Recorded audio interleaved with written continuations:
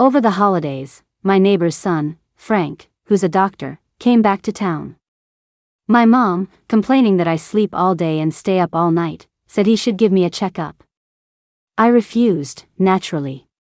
There was no way I was letting him find out I'm a veteran of certain websites. Later, as I was handing him an orange, he suddenly grabbed my wrist. He thought for a few seconds, then looked at me grimly. "You should ease up on the videos." Hearing that, I felt like that one meme of the guy trying to look cool but is blushing furiously. My mom, however, didn't get it. "What videos?" she asked loudly. I was ready to die. But not from social suicide right in front of my family. "I watch novel adaptations," I blurted out. He just nodded. "You should watch less." My mom shot me a dirty look, then turned to Frank with a smile. "Any other problems?" I glared at Frank, trying to send him a message with my eyes. But the man is apparently blind. He asked my mom, "Does she have a boyfriend?" "Hold on, shouldn't you be asking me that?" Just as I was about to answer, my mom jumped in. "Nope, she comes home alone every year. No boyfriend in sight." Then she shot me another glare. That was it. I was officially mad and tried to pull my hand away from him. But he held on tight and continued his diagnosis.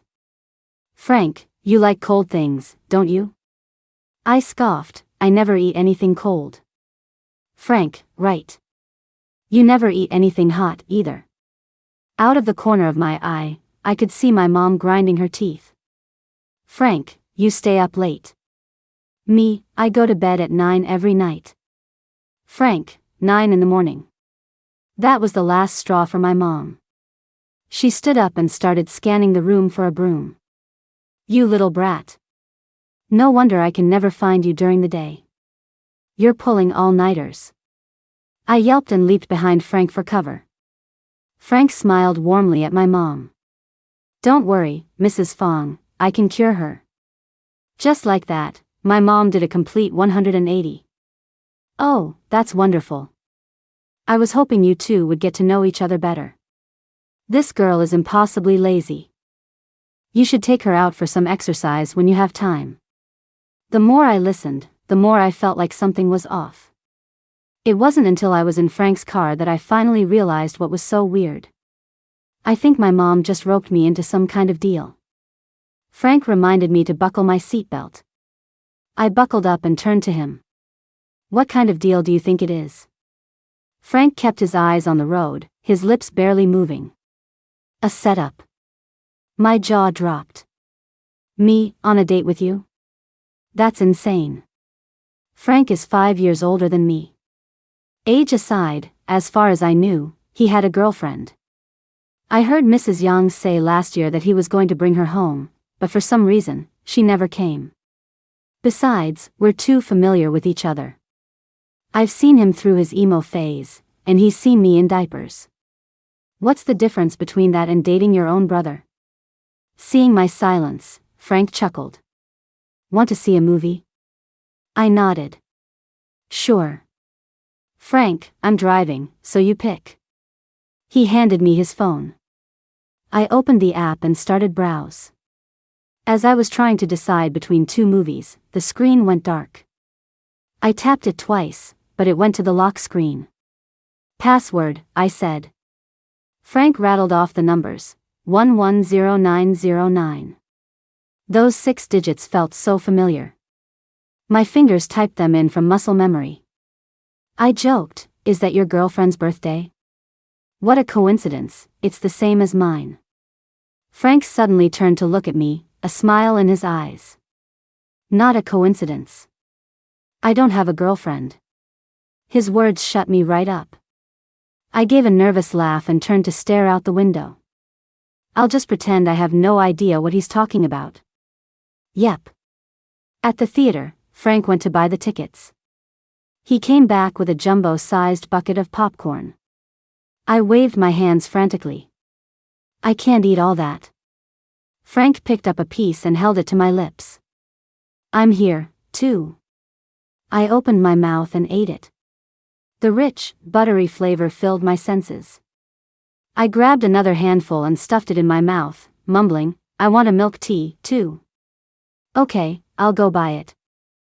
He placed the popcorn bucket in my hands and turned to leave. He completely ignored me as I babbled on behind him. Once we got inside, we found the theater packed. Frank and I quickly found our seats. The popcorn was between us, and our hands would occasionally brush. At first, I'd instinctively pull my hand back and wait for him to grab his before going back for more.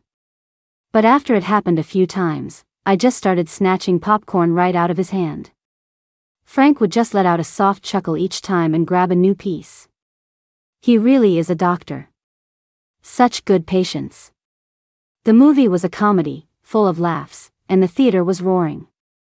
But when a romantic scene between the main couple came on, the two people to my left suddenly started making out.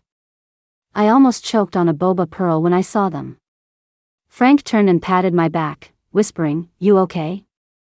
I coughed a couple of times, covering my mouth. When I looked up, I saw the couple next to Frank was also kissing. My face flushed, and I quickly looked forward. The couple in front of us was kissing too. In the dark, I felt like a whistling kettle, about to boil over. I slowly leaned my head up and to the right, whispering to Frank, "It's not even Valentine's Day. Why is everyone making out?" Frank leaned in close, his soft hair brushing against my ear. "Because they want to." The handsome face suddenly so close startled me, and I jerked my head back. In the flickering light of the screen, I could see Frank's sharp nose and his bright eyes looking right at me. I stammered, You should kiss the person next to you." The second the words left my mouth, I realized the person next to you could be misinterpreted. I was also next to him. Sure enough, Frank leaned in closer. I quickly slapped my hands over my mouth. We stared at each other, my eyes practically crossing from the effort. He suddenly laughed, turned away, and said in a perfectly calm voice, "You're reading too much into it." My face burned even hotter at his words. Wasn't he basically saying I was the one with my mind in the gutter? In my head, I grabbed him by the ears and beat him up for a solid 10 minutes. After the movie, Frank asked if I wanted to walk around. I shook my head, saying I needed to get back to work on my comic. I'm a comic artist, and I'd already used up my buffer of completed pages. My editor had warned me not to miss any updates because we had a signing event to prepare for after the holidays. Frank didn't push it. As we walked to the elevator, he suddenly asked, "Is that for your new series?" His casual question made my heart skip a beat.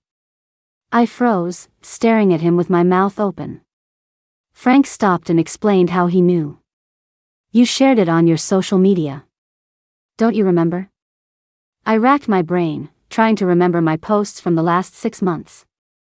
I think I did share it once back in May for a promotion with my editor, but I deleted it after a day. I don't like exposing my work to people I know. It feels embarrassing, like being naked in front of friends. I gave a vague response and hurried into the elevator.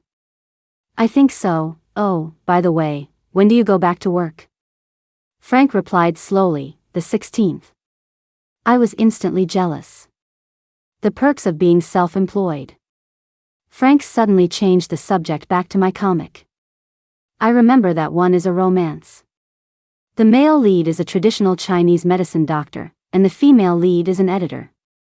I snapped, cutting him off, "The main character is not you. Don't get the wrong idea." Frank just smiled at me and said nothing. I looked down at my shoes, pinching my thigh hard. Why did I react so strongly? It was a total "the lady doth protest too much" moment. When he dropped me off, I bolted from the car without even a goodbye and ran home. Back in my room, I sat at my desk and logged into my messenger. My editor, Corey, had pinged me twice, each time with a small cash bonus. I opened up Photoshop and replied to Corey. "Send one more and I'll start drawing." "Corey, I'll send you my fist. Just lost $50 playing poker." "Me, you're out playing poker while I'm here slaving away? Have you no shame?" Corey, the man has no shame. "If you don't update, I'll come to your house and watch over your shoulder while you draw." I'll even pull an all-nighter with you tonight." I traded a few more snarky comments with her, then checked the stats for the latest chapter of my comic. It had over 10,000 likes and 1,000 comments. Feeling pretty pleased with myself, I got to work on the next update. After drawing for 2 hours, I reached for my glass to get some water, but a sharp pain shot through my wrist. The glass slipped from my hand and shattered on the floor. I ignored it, dug through my suitcase for a pain relief patch, stuck it on my wrist, and kept drawing. Suddenly, my phone buzzed with a notification. I swiped it open and saw a message from Frank. "I noticed your wrist seemed to be bothering you. Don't overuse it." I stared at the screen for a moment. At the movies, I had been holding my milk tea with my left hand, and it had gotten sore several times. I'd rubbed it and then switched to my right hand. So he had noticed. I thought for a moment and replied, "Okay, got it." Then I promptly forgot all about his advice. At 2 a.m, I finally finished the draft and sent it to Corey. I chugged half a glass of my goji berry iced Americano, but there was still no reply from her. She must have been off in dreamland long ago, the liar. If I don't blackmail her for a nice treat tomorrow, my name isn't Chloe Fong. I quietly opened my door, went to the living room bathroom to wash up, then tiptoed back to bed. The moment I closed my eyes, the dull ache in my wrist started up again. I was too exhausted to get up and change the patch, so I just closed my eyes and went to sleep. When I woke up the next morning, I found I could barely move my left wrist. The slightest movement brought tears to my eyes. My parents heard me and burst into my room. Seeing my tear-streaked face, my dad immediately said, "Let's go to the hospital." My mom tried to take a look, but just the thought of her touching my wrist sent a piercing pain through it, and fresh tears started rolling down my cheeks. All she could do was let me stay in my pajamas, throw a down jacket over me, and help me downstairs. Just as we were heading out, Frank opened his door. His eyes fixed on my wrist. My mom explained, "Her wrist suddenly won't move. We don't know if it's broken, so we're rushing her to the hospital." Frank's brow furrowed, and he reached out to touch my wrist. I shrank back in fear, shaking my head violently. "No, it hurts." Tears streamed down my face as I spoke. My mom put her arm around my back and said, "Frank's a doctor, sweetie, we won't touch you.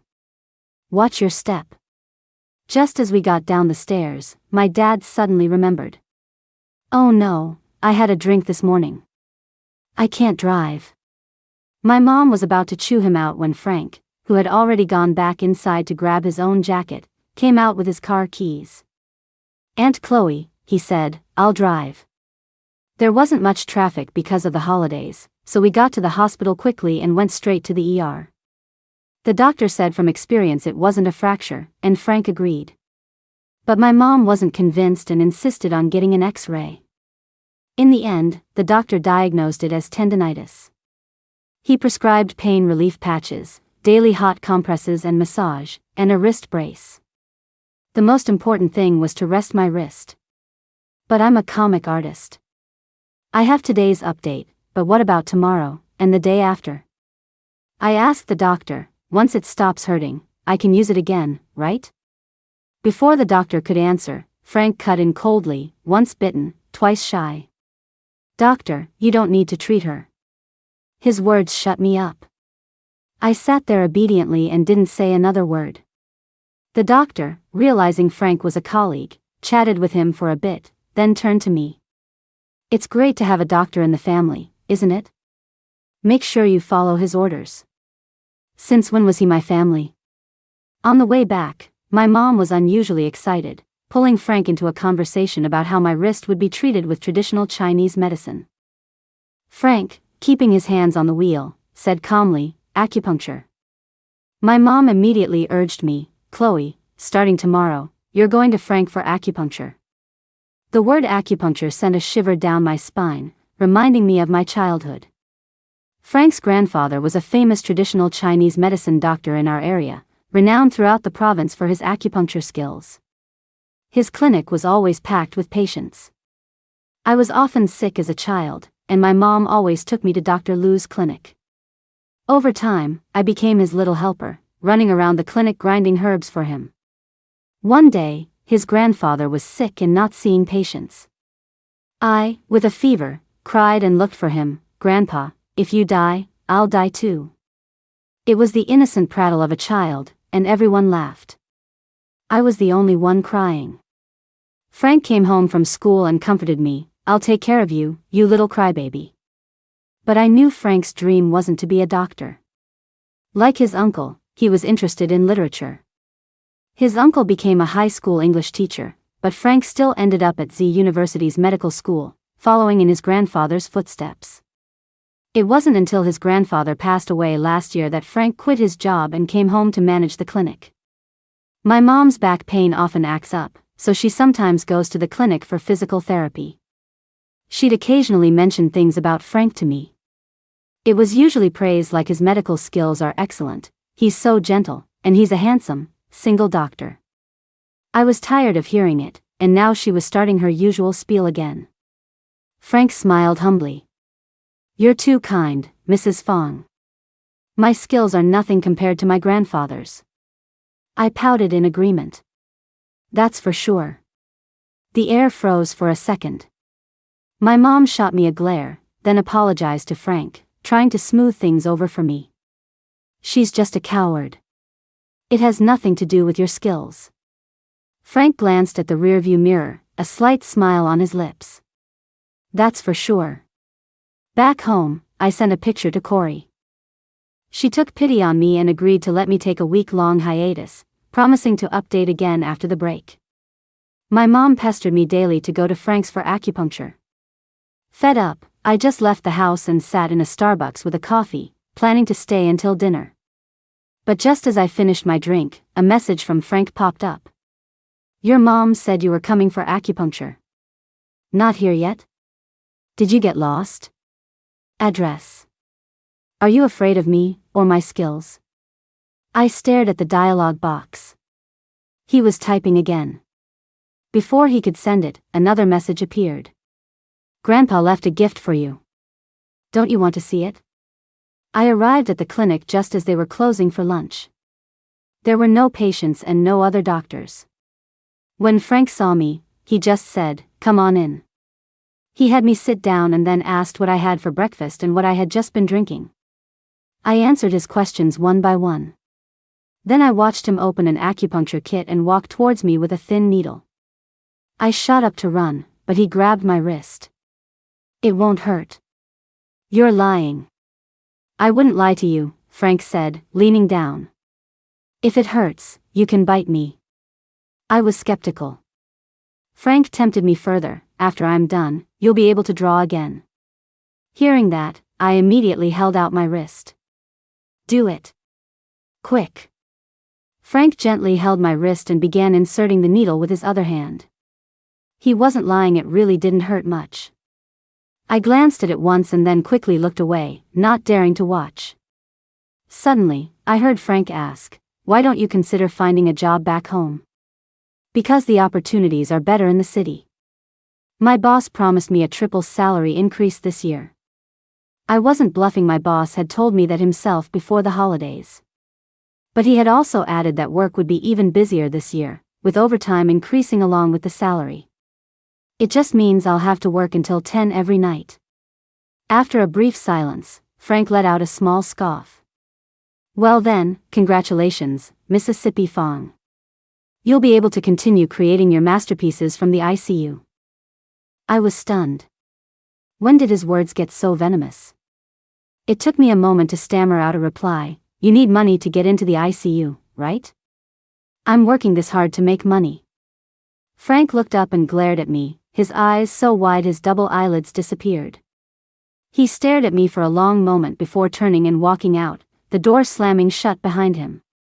I pouted and looked at the digital calendar on the wall. It was only the 7th day of the new year. Why was he even open for business? After one acupuncture session and applying the herbal poultice, my wrist did feel a bit better. "Frank, apply the poultice for a week. Come early." I showed up at the clinic on time for 5 consecutive days for Frank to apply the medicine. Sometimes he was busy, so he'd have me wait. Seeing me fidgeting in the chair, Frank's assistant offered to apply it for me, but Frank refused. "You won't do it right. She bites." The assistant looked at me in surprise, then walked away with the acupuncture kit. I turned my head with a deadpan expression. "I do feel like biting someone, Frank." He suddenly handed me a pink thermos. "Finish this, and then I'll do your acupuncture." With that, he turned and left. I twisted open the lid, and a blast of hot steam hit my face, making me flinch. I leaned in again. It actually felt kind of nice. I took a sip. It was scalding hot. How many hours would it take to finish this whole thing? So, to speed things up, I hunched over, puckered my lips, and blew into it. It took me 2 hours to finish it all before I could call Frank over to apply the poultice. He suddenly said, "Come earlier tomorrow." I was about to nod, but then I shook my head. "I'm heading back to the city tomorrow. Can you just prepare the medicine for the next 2 days? I'll do it myself."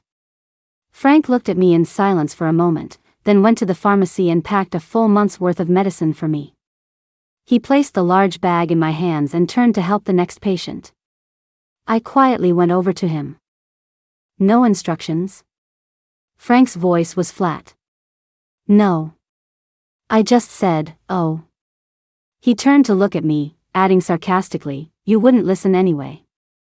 I lugged the medicine home and stuffed it into my luggage. It took up half the suitcase. That evening, my parents had a serious talk with me.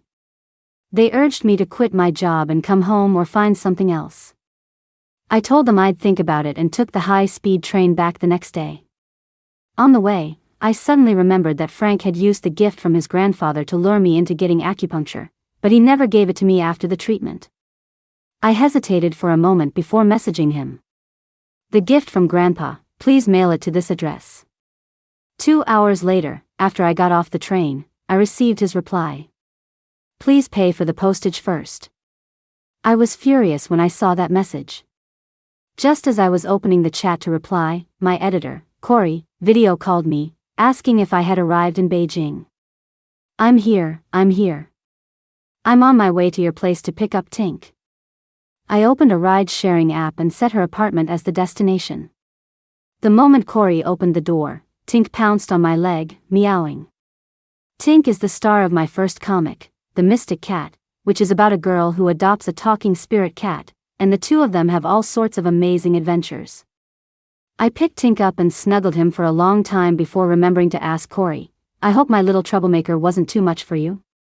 Corey pursed her lips. "No trouble at all. He just got a little too friendly with my Machi." My jaw dropped.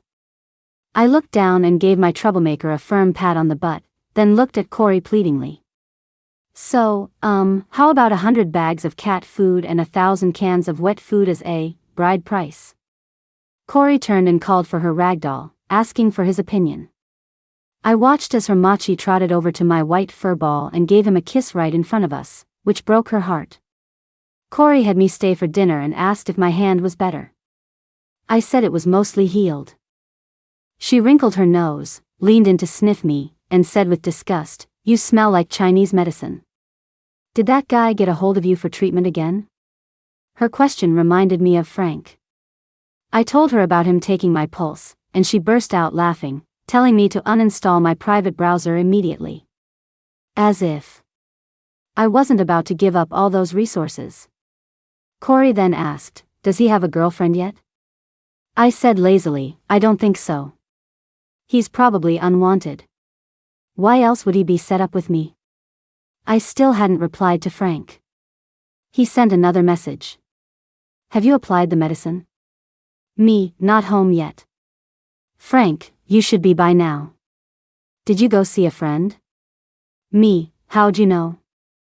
Frank, I just do. What a non-answer. My boyfriend is here. I sent that on purpose. The is typing bubble immediately appeared, then disappeared, then reappeared a few seconds later. After this happened a few times, Frank finally replied. You don't have a boyfriend. Go home and apply your medicine. 2 weeks after returning to work, my wrists started hurting again, even worse than before. When I got busy, I'd forget the hot compresses, and last-minute treatments only provided temporary relief. One day, I drew for 8 hours straight without a break. The pain woke me up in the middle of the night, and I had to go to the ER for painkillers.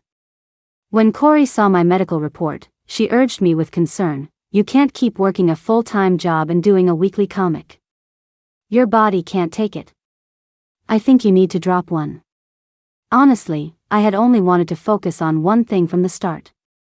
But a few years ago, my income from comics was unstable. My first book only earned me about $7,000, and my second one was canceled halfway through because of its subject matter. I almost couldn't make rent. To make a living, I had to find a stable job as a designer at an advertising agency.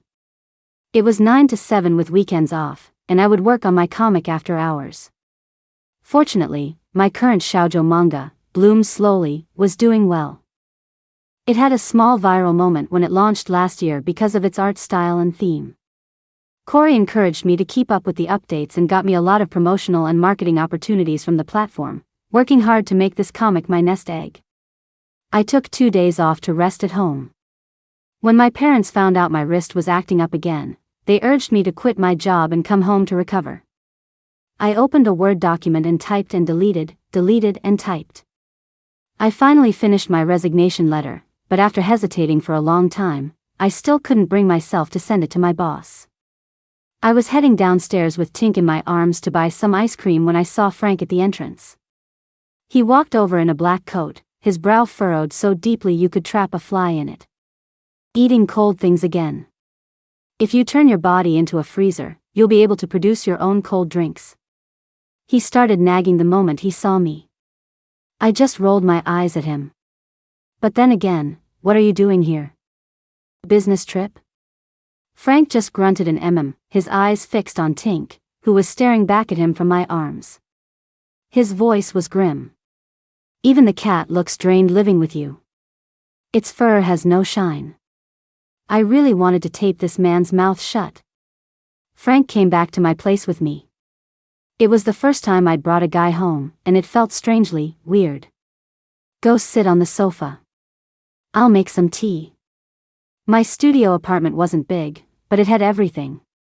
I took out a cute tea set and the jasmine tea I rarely drank, tossing a pinch into the electric kettle along with a few goji berries. Frank sat on the sofa, holding the cup and examining it for a long time. He suddenly looked up. Jasmine tea with goji berries. The internet said it's healthy. Is that wrong? I said, as if it were obvious. Frank didn't drink it. It's brewed too strong. It's not suitable for you.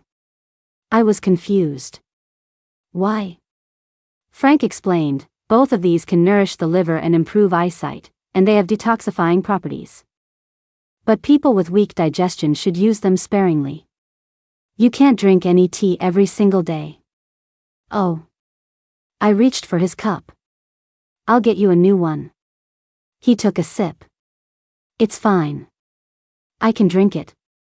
I sat down next to him. So, why did you suddenly come looking for me? Frank didn't answer. I thought for a moment and then exclaimed, oh, I know. You're here to give me Grandpa Lou's gift, right? I held out my hands expectantly. Frank put down his cup. I didn't bring it. I disappointedly pulled my hands back, muttering under my breath, then what are you doing at my house? Frank stared at me, probably surprised I'd said my thoughts out loud. He suddenly laughed, and his handsome smile dazzled me for a second. My heart skipped a beat. I quickly turned away, but my hand instinctively reached for my phone, wanting to sneak a picture for reference material. But my movement was too obvious, and he saw me. He frowned slightly. What are you doing? And nothing. I stuffed my phone back in my pocket. Then I saw Frank pick up his briefcase, take out that familiar acupuncture kit, and start unrolling it. Hold out your hand, he said. Having been through it once before, I accepted his treatment much more easily this time.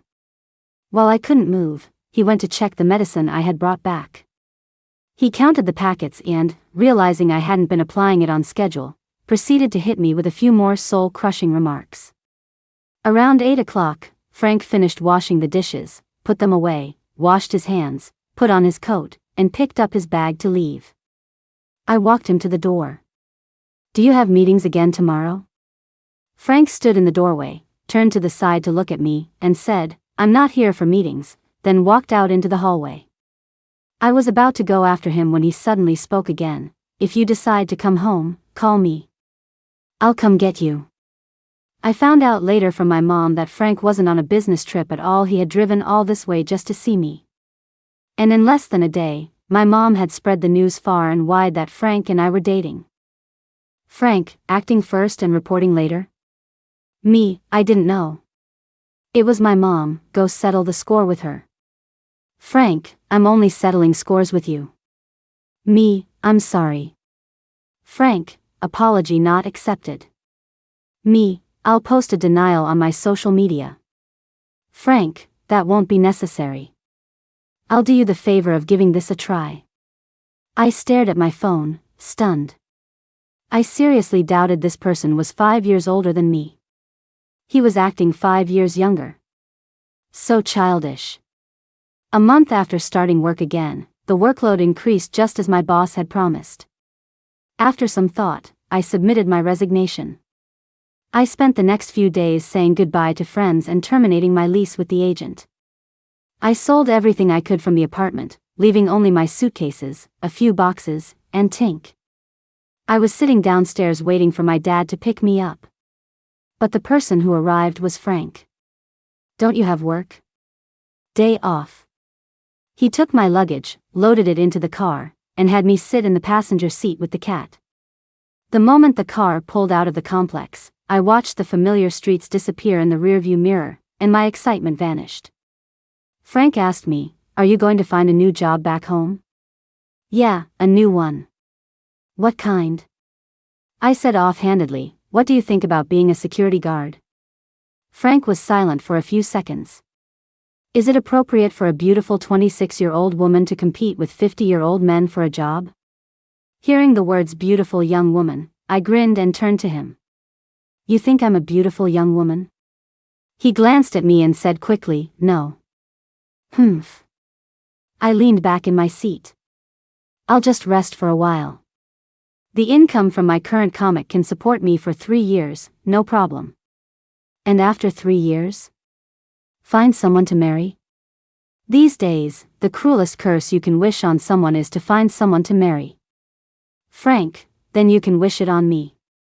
I'd like to be married off." Frank chuckled, silently rolling up the window. He said to me, "Close your eyes and get some sleep." I fiddled with the cat's paw pads, feeling strangely irritable. "I'm not tired. Let's talk." Frank obliged. "All right, let's talk about what you're looking for in a wife." "You know what, I think I am a little tired after all." After getting home, I posted a hiatus announcement on my social media. The flood of understanding and caring messages from my fans was truly touching. While recovering, I tried to draw with my right hand. I've always used my right for coloring, but the line art had to be done with my left. One day, inspiration struck, and I was hunched over my computer, drawing like mad, completely tireless. But my wrist couldn't take the strain. When my stylus slipped from my fingers for the 3rd time, I decided to give up. My left hand was already injured, I couldn't hurt my right one too. I went out of my room to find something to eat in the fridge when I heard a knock on the door. I went to open it and found Frank standing there, holding a food container. Delivering a late-night snack. I stepped aside to let him in. It was only when I got to the living room that I remembered the pile of trash on the coffee table. I quickly grabbed the trash can and swept everything into it. "Frank, is this where you get your inspiration?" I gave a dry laugh. "I guess so." He placed the container on the coffee table. His long fingers opened the lid, and the fragrant aroma of braised pork filled the air. I swallowed hard, asking uncertainly, "It's midnight. Is it really a good idea to eat this? Frank put the lid back on. You're right, it's not a good idea. You can eat it tomorrow. I quickly put my hand on his to stop him, practically drooling. Braised pork is best when it's hot. Let me help you test your cooking. With that, I snatched the container and started eating the pork with the fork from my instant noodles. It was so delicious, like something out of MasterChef. I gave him a thumbs up and then stuffed another piece into my mouth. Frank suddenly pulled out a tissue and wiped the corner of my mouth. You shouldn't eat too much at night. Although he said I was eating too much, he never stopped me. When he saw I had finished, he quietly packed up the container, then took my wrist and started massaging it. You didn't use this hand today, did you? Nope, I used my right hand. You can draw with your right hand too? Frank raised an eyebrow, looking skeptical. I lifted my chin proudly. Of course. Frank pulled me towards my room. Then let me see. He dragged me into my room, where my monitor was displaying the storyboards for my comic. The male and female leads were in bed, exploring certain techniques, with some parts not yet censored. I screamed, yanked Frank behind me, pushed him against the door, and clamped my hands tightly over his eyes. This is rated R. It's fine, I don't get it. Frank was talking nonsense, trying to pull my hands away. I held firm. What are you, some kind of innocent? I bet you watch porn. He pulled my hands away, lowered his head, and looked at me leisurely, his stare making my skin crawl. My face slowly turned red. I had no proof, but I said with conviction, you definitely have. Frank's lips curved into a smirk. And what if I prove I haven't? My eyes widened. How would you prove? Was he going to let me check his phone? Frank tilted his head. I quickly turned and shut off the monitor. He let out a soft huff, walked to my side, and tapped the cup on my desk. Goji berry and dried tangerine peel in an iced Americano? Are you trying to invent a new kind of poison, Ms. Fong? His tongue has gotten even sharper, Dr. Liu. I urged him to try it, but he turned his head and refused. I'm afraid of dying. I was so annoyed I could grind my teeth. I picked up the cup and chugged the rest of the coffee, challenging him, watch me. See if I die. Frank's brow furrowed. He reached out and pinched my lips firmly. Spit it out, that's bad luck. Spit, spit, spit. I refused, but he forced me to spit a few times before letting go. I rubbed my cheek and found my eyes drawn to his fingers. His hands seemed bigger than in high school. There was a bandage on his index finger knuckle. It reminded me of my freshman year when I was secretly learning to draw. I couldn't draw hands, so I asked him to make various gestures for me to photograph and save in my reference folder. Now, drawing hands is my specialty. Frank's voice snapped me out of it. What are you daydreaming about? I answered dumbly, oh, nothing. Frank turned to leave. Come out so I can apply the poultice to your wrist. After applying the medicine, Frank left. Corey suddenly messaged me, saying my anatomy drawings were a bit weird. The male leads but was too perky, and she told me not to use male models as a reference. I couldn't type, so I sent a voice message. What male model has a butt as nice as my main characters? Besides, the main character's butt is based on Frank's. His is naturally perky, and it feels so soft to the touch. Just as I was getting excited, a deep, husky male voice suddenly spoke. Soft? Frank, who I thought had left, had returned at some point. You've touched it? I almost died of fright. I watched Frank approach me and ask again, you've touched it? When? Where? I felt like I was being roasted over a fire. I quickly explained, I haven't. I was just making it up. Maybe in a dream? Why else would I suddenly say his butt was the same as my main character's? You didn't do it secretly? Frank looked at me doubtfully. I blushed and denied it. No. I'm not a pervert. Chloe Fong. I tensed up. He rarely used my full name, and it made me nervous. "You're over that guy now, right?" I was stunned. Who was he talking about? Frank reminded me, "Your first love, your ex-boyfriend." "Oh, that dead and buried ex." I pursed my lips. Forgot about him ages ago. I'd been over him for a long time. Frank stared at me for a while, then asked, "So, is there anyone you like now?" I thought for a long time and shook my head. He was silent for a long time, too, and then he left. I don't know why, but my heart was pounding long after he was gone. It finally calmed down when the faint scent of mint that lingered in the air had faded. Before bed that night, Frank sent me a message telling me to come to the clinic tomorrow to pick up my gift. The next day, Frank and I arrived at the clinic one after the other. This time, he didn't trick me. He immediately took out a hand-carved wooden box and handed it to me. I took it carefully and opened the sliding drawer. Inside was a diagnostic record book. The cover had my name on it, Chloe Fong. I opened the first page. It was a medical history written by his grandfather, from when I was 3 to 20 years old. Then, from 20 to 26, the handwriting changed to Frank's. My eyes started to sting. I glanced down and saw there was something else in the box. I took out a bunch of colorful lollipops and a good luck charm that was never delivered. My mother always told me that if it weren't for Grandpa Lou, I never would have grown up safely. He saved me from death's door several times.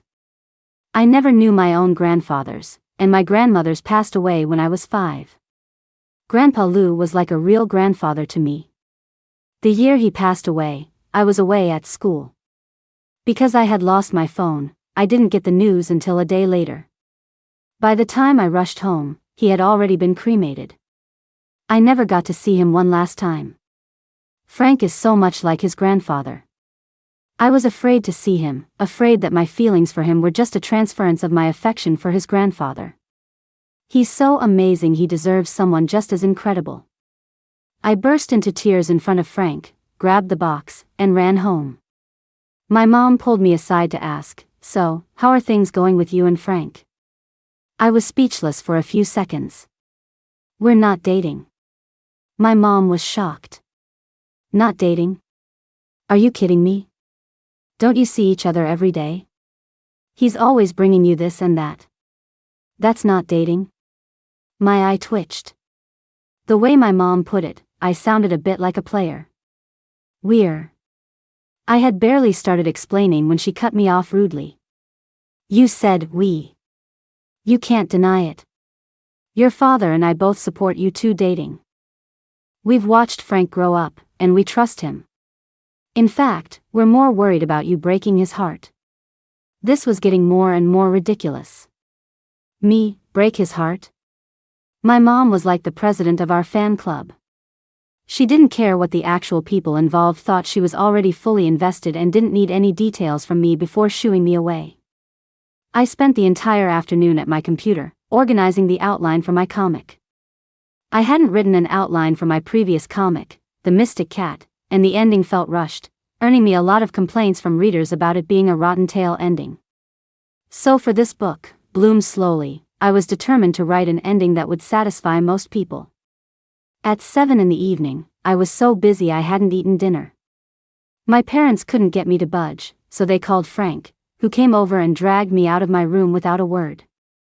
I was distracted during dinner, my mind completely consumed by the outline. I couldn't figure it out and desperately wanted to talk it over with someone. So I asked Frank a few questions, and to my surprise, he was familiar with the plot of every single chapter. The male lead didn't give up his dream for the female lead. She's the reason he found his dream in the first place. I stared at his serious expression, remembering when I was 12. I had gone to the clinic to pick up medicine. Frank was helping his grandfather brew a decoction when a mischievous kid kicked a ball in the room, knocking over the stove. In that split second, without thinking, I threw my body in front of the scalding stove, protecting Frank's precious hands. "Thank you," he said suddenly. I buried my head in my bowl of rice and didn't respond. After a while, he suddenly asked, "When are you planning to have the male lead confess?" I teased him, what confession? The female lead thinks of him as a brother. Frank just said oh flatly. So you're into forbidden love, huh? I couldn't even argue with Frank's last comment. I opened my phone to my browser's bookmarks and saw that 8 out of 10 were forbidden romances. My brother-in-law and I, my stepbrother and I, my professor and I, and so on. I guess I really do have a type. Suddenly, a cool fingertip pressed against the side of my neck. Frank said slowly, heart rate's 132. What are you so nervous about? I jumped up as if electrocuted and pushed him away. What am I nervous about? I'm not nervous. You're the one who's nervous. Frank narrowed his eyes, reached out, and pulled me back, swiftly and accurately sticking an acupuncture needle into my wrist. I'm not nervous. If I were nervous, you'd be in pain.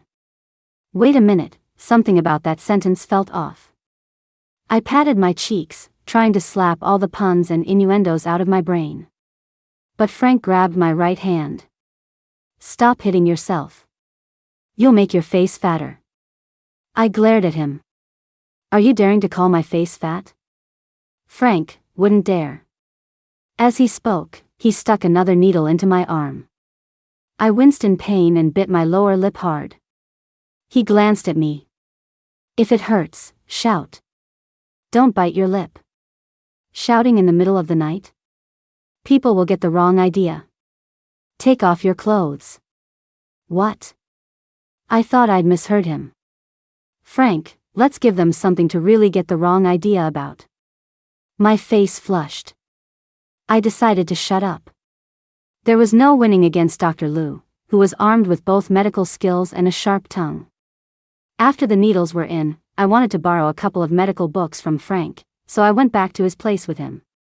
He lived in a top-floor duplex, and his study was upstairs. I had only been up there a few times because it used to house a full human skeleton model. It had scared me so much I'd never gone back up. Now that I was older, I was still just as scared.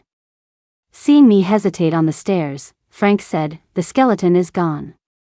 Only then did I feel safe enough to go upstairs. I followed him to the bookshelf. He pointed to the wall of books. Take your pick. Frank turned to tidy his desk. As I browsed the books, I noticed a meridian chart hanging on the opposite wall. Next to it was a yellowed comic sketch. It showed a little girl with her hair in a bun, learning to identify herbs, while a boy stood beside her, smiling and correcting her mistakes. Wasn't this a scrap drawing I'd doodled? I stood on my tiptoes to take it down when a hand reached out and pressed it flat. Trying to steal my stuff? Yours? I snorted. I drew this. He suddenly leaned in, his breath brushing against my cheek. And you drew me. I'm in it too, I argued. Frank smiled. So if you want it back, you'll have to take me back with you. I turned my head away awkwardly, trying desperately to create some distance between us. I don't know what you're talking about. Frank gripped my wrist, his head bowed as he stared into my eyes. I'm in love with you, Chloe Fong. My breath caught in my throat. A fresh, clean kiss suddenly landed on my lips. So in love with you. Was that a first kiss that sealed the deal, or a kiss that led to an engagement? After my wrist recovered, I was struggling with a title for my comeback chapter. I asked Corey which one to choose. Corey was scornful, neither of them are any good. The comic's plot isn't moving as fast as your love life.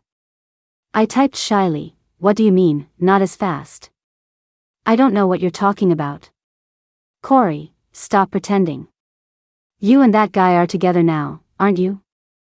I continued to be shy, I guess so. We've kissed. He initiated it. He confessed. He did the confessing. So I guess that means we're dating. Corey, fine. You can just keep drawing this time. If your wrist hurts, you've got a doctor in the family. You have to draw comics for me for the rest of your life. I giggled, holding my phone. Frank suddenly appeared. What's so funny? It's a secret. He wasn't curious. He just took my left hand and slipped something onto my wrist. It was a dark, embroidered wrist guard. I gasped and held up my hand to admire it. This is beautiful. Where did you buy it? Frank said, it's custom made. A certain comic artist was complaining that the wrist guards on Amazon are too ugly and were affecting her creativity. I pouted. How dare you spy on my social media again? Frank looked completely unfazed. It showed up on my feed. I wasn't spying.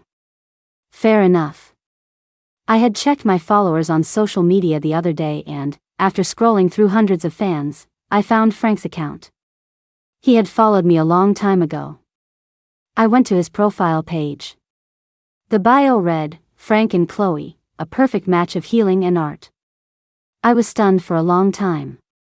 So, he had his heart set on me all along. I touched the wrist guard, feeling a sweet warmth spread through me. I asked him, this custom job must have been expensive. I don't have any money to pay you back.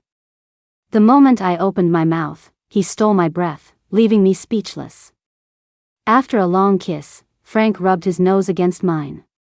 Is that a yes? I was still catching my breath. I bit his lip in silent protest. He chuckled and leaned in again. I knew it. You like it. Later, one New Year's Eve, I suddenly remembered him saying a few years ago that he was going to bring a girlfriend home. Why didn't he? He seemed to have amnesia, claiming it never happened. I went to ask my mother-in-law. She grinned from ear to ear. Oh, dear, I was talking about Frank's cousin. So, he had been tricking me. I turned and punched the man who was currently cooking. He reached out, caught me, and popped a fried meatball into my mouth.